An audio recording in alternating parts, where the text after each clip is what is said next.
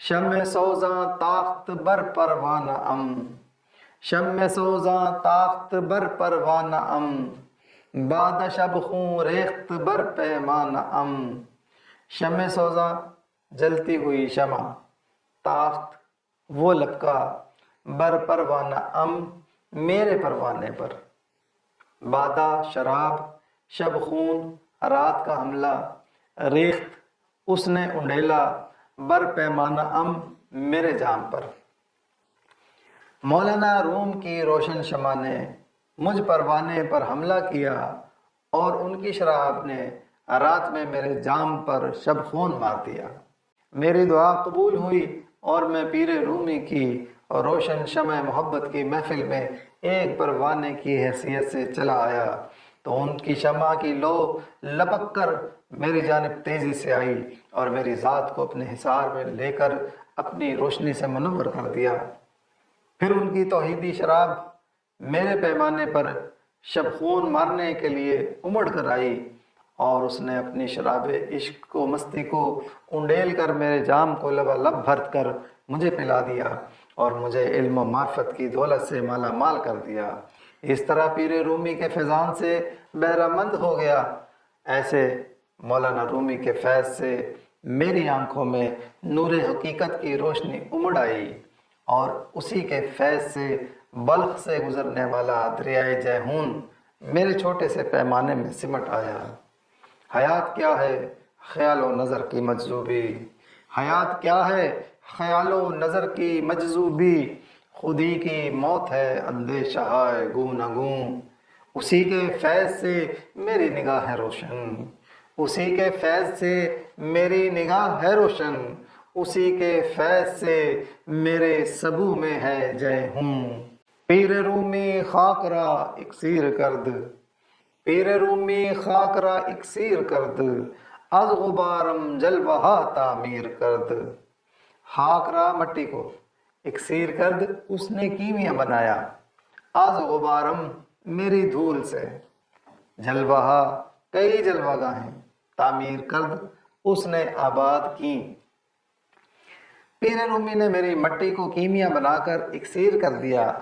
اور میری دھول سے بہت ساری جلوہ گاہیں تعمیر کر دی۔ میری خاک جو ایک بیکار سی چیز تھی، مولانا روم کے فیضان نے اسے کیمیا بنا کر اکسیر کر کے سونے جیسا قیمتی بنا دیا، اور میری ہستی جو ایک غبار کی مانند تھی، اسے فروزاں کر کے اس سے بے شمار تجلی گاہیں آباد کر دیں۔ گویا کہ میں جو ایک عام سا انسان تھا، مولانا کے فیض سے اکسیر ہو کر انتہائی قیمتی بن گیا، اور میری ذات جو غبار کی مانند بے وزن اور بے وقعت تھی، مولانا کی تجلیات نے اسے جلوہ گاہوں کی صورت میں آباد کر دیا، جو حق کی روشنی دنیا میں پھیلانے کا سبب بن گئی۔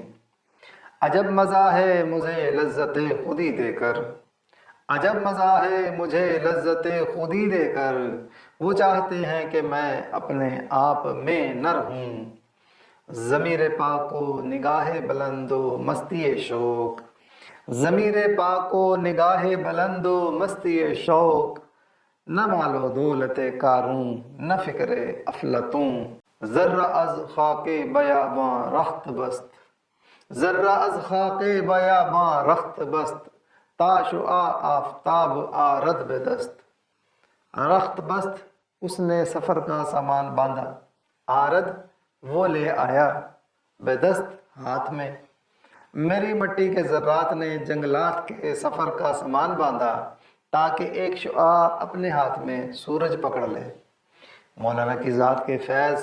اور روشنی پانے کے لیے میری مٹی کے ذرات مولانا کے افکار کے جنگلات اور بیابانوں میں بکھر گئے، اور ایک نئے سفر کا آغاز ہو گیا، تاکہ میری ذات کا ہر ایک ذرہ سورج بن جائے، اور ہر سورج امت مسلمہ کے افق پر طلوع ہو کر روشنیاں پھیلا کر اندھیروں کو چاک کر دے۔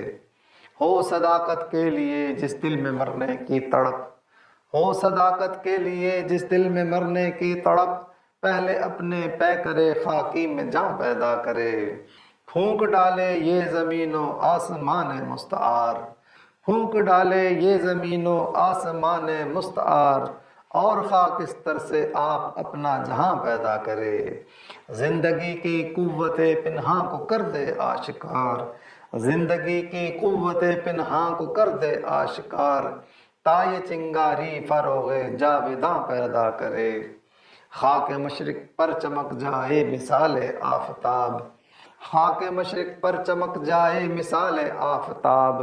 تا بدخشاں پھر وہی لالے گراں پیدا کرے، موجمو در بحر او منزل کنم، موجمو در بحر او منزل کنم، تا در تابندہ حاصل کنم، موجم میں موج ہوں، منزل کنم میں ٹھکانہ بناؤں، در تابندہ چمکتا ہوا موتی، حاصل کنم میں حاصل کروں، میں ایک موج ہوں اور میں نے اس کے سمندر کو اپنی منزل بنایا تاکہ اس سے چمکتے ہوئے موتی حاصل کر لوں۔ مولانا رومی سے آشنائی کے بعد میں نے خود کو ایک لہر بنا لیا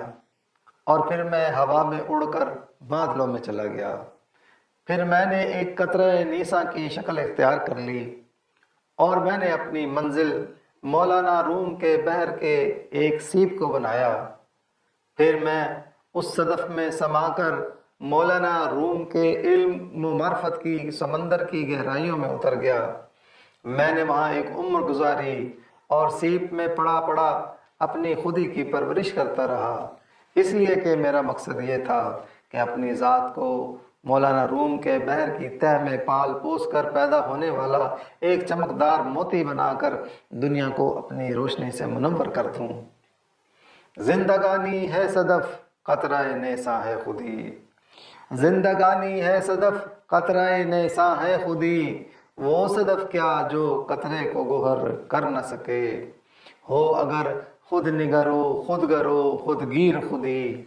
ہو اگر خود نگرو خود گرو خود گیر خودی، یہ بھی ممکن ہے کہ تو موت سے بھی مر نہ سکے۔